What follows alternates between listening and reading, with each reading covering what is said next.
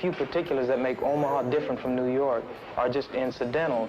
The problem exists because white people think they're better than black people, and they want to oppress us, and they want us to allow ourselves to be oppressed. This is I agree with you perfectly. This is the basic problem. Then what do you that white people think they're better than others? I can't solve the problem. You guys pull the strings that close schools. You guys draw the boundaries that keep our kids restricted to the ghetto. You guys write up the restrictive covenants that keep us out of houses.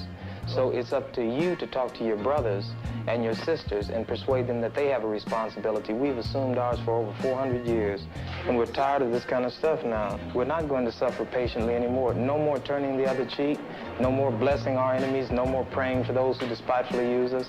We're going to show you that we've learned the lessons you've taught us.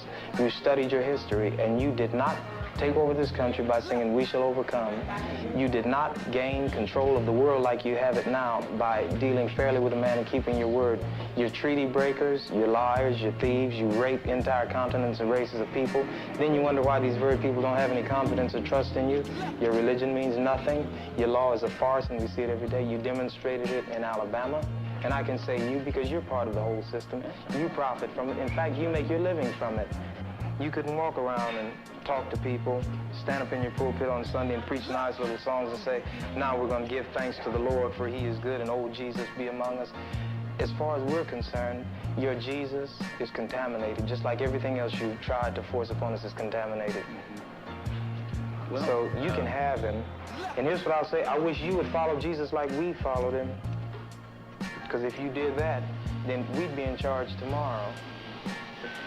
I think the problem is so bad that we can have no understanding at all.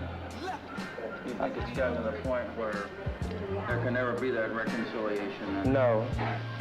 You talk about justice, it means one thing to you, and we talk about it means something else to us. And it'll always be that way. And I'd like you to know I have a terrible feeling against preachers, because I think you guys are the ones who are largely responsible for the problem in the first place. And you can accept it or not any way you choose. And for you, this may be an excursion, you know, across the line. What about the person that wants to listen? I genuinely feel that I want to listen. Well, if you listen and try to do something, you get kicked out of your church. See, that's the way your people are. Well, this is the way you change it. The change that have come have been drastic. God bless you, little brother. Come back and see us again sometime. And don't look back in anger. Thanks for taking it so well. And Satan is sending his dead to us. Why? Because you have sex out of wedlock. You kill unborn children. You have men-on-man relations, same-sex marriage. How do you think your God will judge you? Well, friends, now we know.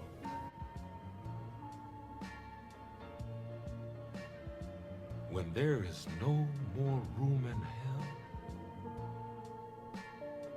the dead will walk the earth. You want me to say something? Fine. I'll say something.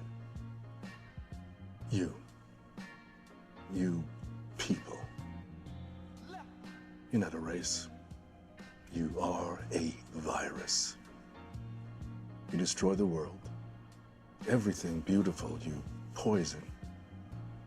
You drag us from our homes, you rape our daughters, murder our sons. You crack our spines and do all you can to break our will. You stab us. Then you put the knife in our hand and tell us it's our fault. And if you don't do it yourself, you stand by, close your eyes, and pretend there's nothing wrong.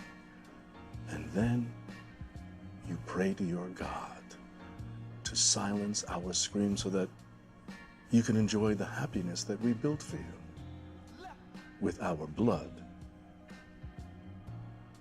But it's not your fault. It's the only way you know how to be. And the only thing that will change anything is if another virus comes along and does to you what you do to us. And I hope that happens very soon.